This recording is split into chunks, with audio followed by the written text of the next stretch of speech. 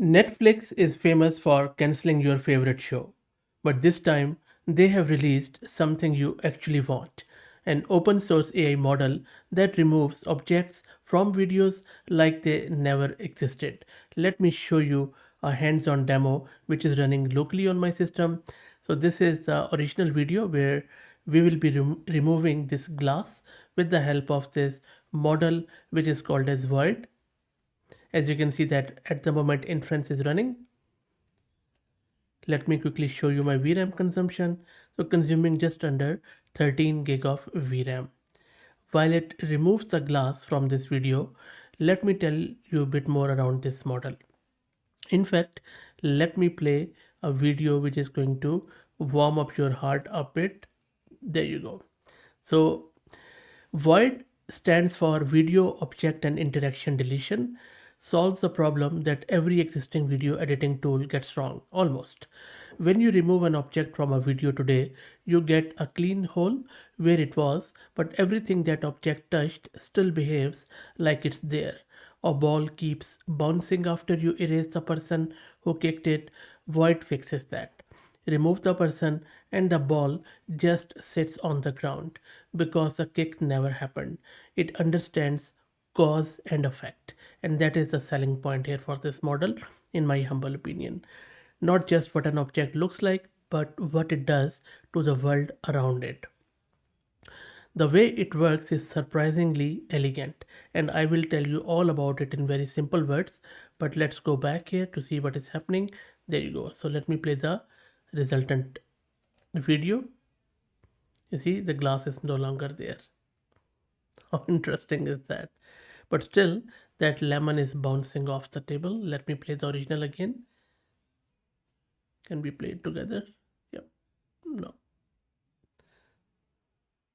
Let me play the original again. So you see, lemon got dropped, and then it is the person is using those sticks. Let's play it again. It is bouncing off the table. Now these are the sticks which is still not perfect, but again there is no sign of glass, and the lemon drops onto the table instead of just going in the void, and that is the name of the model. Let me quickly show you how you can get it installed too, like I have done it, and then we will check out the architecture.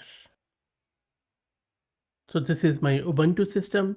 I am using this GPU card NVIDIA RTX 6000 with 48 GB of VRAM. And if you're looking to rent a GPU on very good price, you can also find the link to Master Compute in video's description with a discount coupon code of 50% for range of GPUs. Okay, so let's go here. First step, let's git clone the repo, and I will drop the link to it in video's description. Let's install all the prerequisites. Everything is installed. Now what I have done, I have just put a Gradio interface on top of their demo, just a very lightweight one. So I'm just going to run this, and this is what is going to provision this on our local system. And this is what it looks like as it runs on our local host at port 7860. Okay, in the next example, what I'm going to do, I'm just going to give it this video where a ball is rolling off the table, hitting that duck, and then you see that it just rolls off there in that direction. So the mask is already there, and we need to provide this a ball rolls off the table. So the prompt which is describing the scene, and there are few advanced parameters like inference steps, CFG, which means that how much your prompt, the model follows the prompt. But I'm just going to give it the default values. Let's run the void. It is running. While it runs, let's try to understand what exactly is happening here in this one. Now, the way void works is surprisingly elegant. You click on the object you want gone. A vision language model then reasons about everything in the scene that was causally connected to it. What would fall, stop, or change direction without that object present. It encodes all of this into a special mask that guides the video diffusion model, telling it exactly what to erase, what to rewrite, and what to leave untouched. The model then generates a physically plausible version of the scene as if the object was never there. And if the result has any shape instability in moving objects, a second refinement pass smooths that out using motion flow from the first result.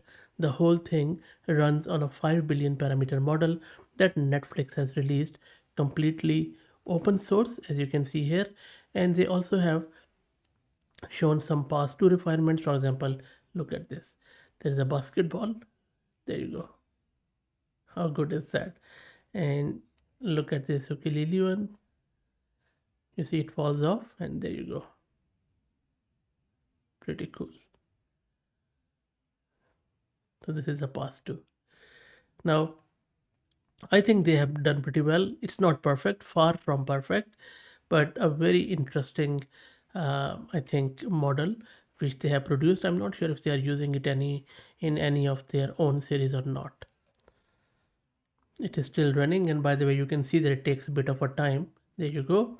So around 2 minutes, I would say. And if I show you the terminal, hopefully it is still there. Let me quickly just check out it. There you go. So 2 minutes it has taken, and I'm not sure if I mentioned it is based on that cog video model, the base one which we already have covered on the channel, which is another amazing model. Anyway, let me again first play the original. There you go. And now let me play this resultant one. There you go. So duck is gone, the ball just rolls off, and that is what we asked the model to do, that there is no duck, it removed. It has kept everything as is. Just look at the sofa behind it, this table, sorry, the surface. Now if you have to nitpick, you can say that the grain and the texture on the table's surface is not exactly the same, though model has tried its best. It is a bit smoother than the original one, but still I think pretty good result, I would say. Let's do one final test. In the final test, I'm going to give it this video of a marshmallow desert. It is being flamed. Let's wait for this original to finish, and let me play the resultant one. So you see the flame is gone, but still you see the marshmallows are being uh, you know they are changing the color from that side. Pretty good. Of course, there is a this angle is not exactly the same, and we can't see that, but still the effort is good. It's not 100% there yet, but I think already this first pass and this first release is quite good. Now, I have really thought hard why Netflix built this. Maybe think about it and please share your opinion in the comments too. I think every scene with a visible crew member, a stray prop, an unwanted logo, or a continuity mistake that would otherwise cost thousands in reshoots, maybe a model like this can just make it disappear. The most expensive part of post production might have just become a few mouse clicks for Netflix. But let me know, what do you think? What could be the where Netflix might be using it? That's it. Please like the video and subscribe and consider becoming a member. And please follow me on X if you're looking for AI updates. Thank you for all the support.